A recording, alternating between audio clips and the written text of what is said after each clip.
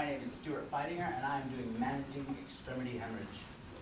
Before I get started with my presentation, this presentation does contain some graphic material. So if you see that red diamond in the corner, it's going to give you a heads up that one is going to be on the next slide. A little about myself. I joined the National Guard in 2006 as a medic. I went through 6 months of basic training at medic school. I came back and got a job in the emergency department at St. Alphonsus for a year. And then in July of 2008, I was deployed to Iraq, where I was a medic on convoys as well as dismounted patrols, stuff like that. I returned in August 7th of this year, and I returned to the emergency department at St. Alphonsus. Notice the red diamond. Extremity hemorrhage can cause death in very short periods of time and if left untreated. This presentation will teach you how to manage extremity hemorrhage effectively, as well as identify it and what to do once you have managed that extremity hemorrhage. A little background on this. After Vietnam, Colonel Ron Bellamy, who's kind of the godfather of military medicine, decided to look at what the leading causes of preventable death on the battlefield. And you can see overwhelmingly is extremity hemorrhage. While this data is from Vietnam, it's estimated that during Iraq and Afghanistan, because of the use of body armor and the protection of this region, that figure is actually more skewed in favor of extremity hemorrhage. No studies have been done yet. Many techniques are not useful from the military environment to transfer over to the civilian environment. Managing or the aggressive control of extremity hemorrhage is one that is starting to get more favor in civilian circles.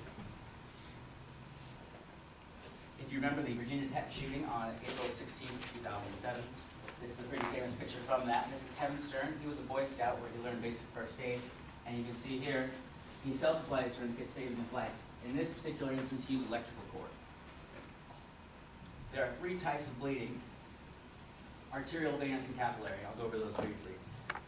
Arterial bleeding is most of what we're going to be dealing with in this presentation. The blood will squirt, as you'll see later. It's bright red because it's full of oxygen, and it's the most dangerous type of bleeding because it's under pressure and it's coming out of the heart, so it's going to be forced out. Venous bleeding can be equally as dangerous just because if you have the same amount of arterial blood, you're going to have the same amount of venous blood.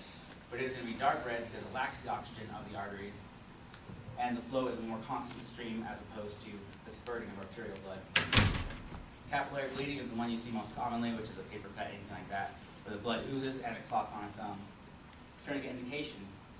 You want to use a tourniquet anytime you cannot control bleeding, and your normal measures that you all learned in first aid class: direct pressure, raise your extremity, pressure points. Also, if you can't access the bleeding, like if you're trapped in a vehicle and you can't get to the leg, you can apply a tourniquet up here and any bleeding below that will stop.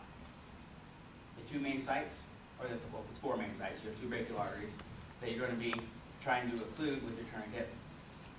The brachial artery runs along the humerus. You can actually feel this by compressing the tissue against the humerus.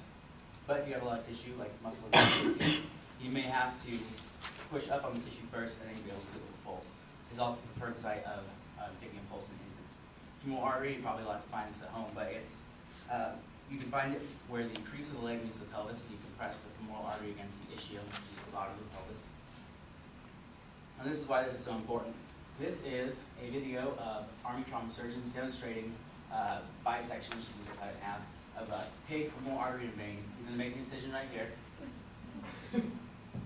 And you can see, you can't really see it very well, but he's going to isolate the femoral arteries and veins. He's going to cut it, and he'll put his hand over it to make sure he doesn't get squirted by it. So you just cut it, and you'll see how fast this is going to fill. Close your eyes if you're But the entire time this is bleeding, they're also sucking out that blood right there. So it's filling that fast as well as being suctioned out.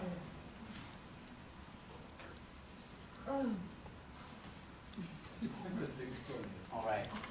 So misconceptions about tourniquets. Many people have heard that if you apply a tourniquet, the person's going to lose whatever limb you applied that to. It's not true. You can actually have a tourniquet in place for up to 6 hours before permanent damage. Also, they're commonly used in surgeries. Exactly. All right, these are the 4 main sites that you're going to apply your tourniquet. The brachial arteries and across the femoral arteries.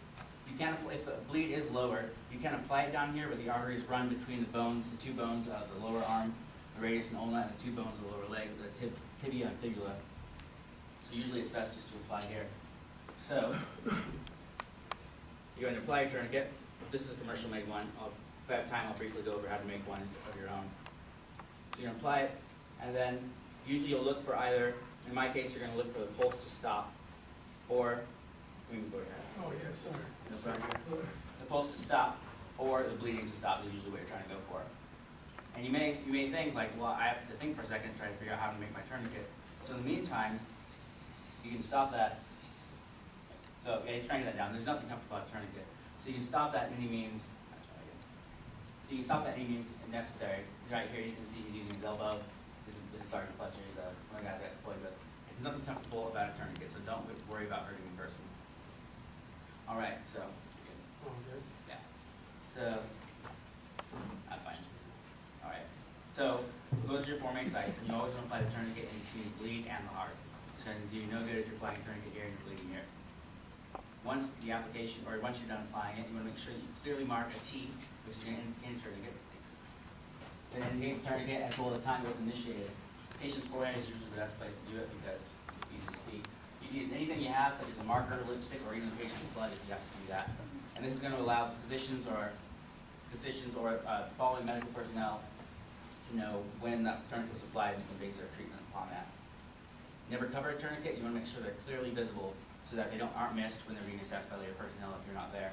If you not remove the tourniquet, if you frequently loosen and tighten the tourniquet, it can cause clots to break off, and especially in elderly patients, that can cause such things as strokes and pulmonary emboli, which is a clot in the vessels of the lungs, and that can cause death.